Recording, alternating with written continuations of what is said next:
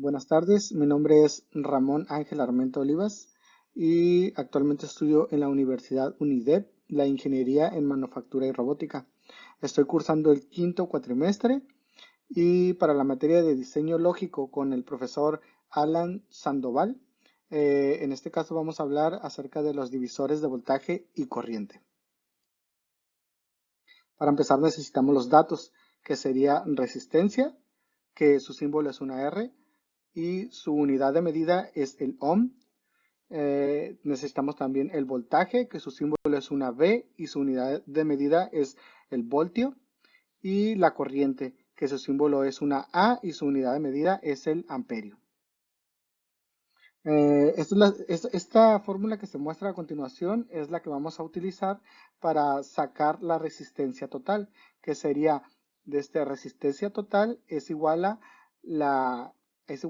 el valor de R1 más el valor de R2 más el valor de R3 y así sucesivamente, dependiendo del n número de resistencias. Esta fórmula se utiliza únicamente para circuitos con resistencias en serie. Eh, la fórmula divisora de voltaje es la que se muestra a continuación. Estos son los ejemplos. Por ejemplo, en un circuito en serie, el voltaje en R1 va a ser igual al voltaje total por la resistencia 1 sobre la resistencia total. Asimismo, con la resistencia 2, la resistencia 3, voltaje en la resistencia 3 va a ser igual al voltaje total por la resistencia 3 sobre la resistencia total. Y las fórmulas para sacar la resistencia de este total en un circuito en paralelo sería la siguiente.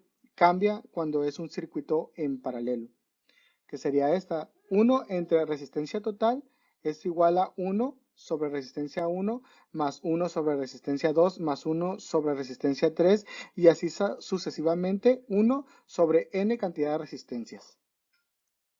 Y de la misma manera, una vez teniendo la resistencia total, podemos sacar en este caso la fórmula divisora de corriente.